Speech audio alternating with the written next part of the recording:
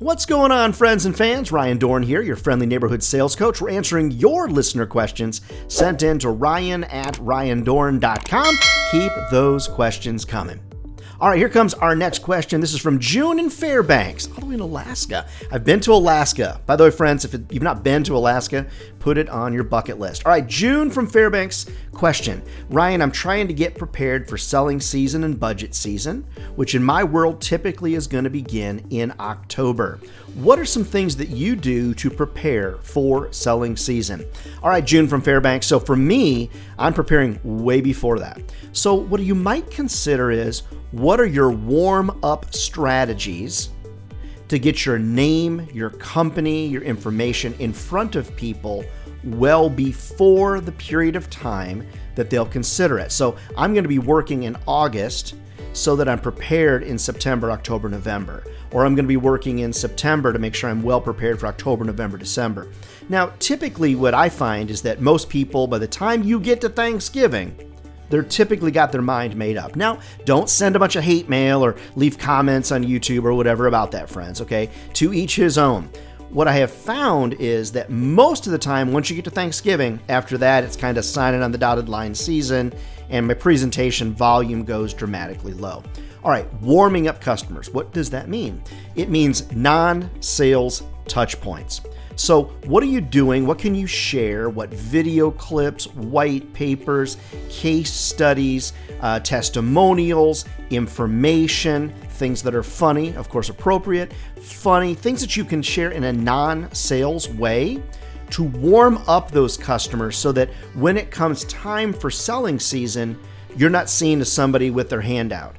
Now, one of the fastest ways to do that is to refer business. So all throughout the year, I'm looking for every opportunity possible to refer as much business to my customers as I can. Because typically, if you refer business, they reward you back with business.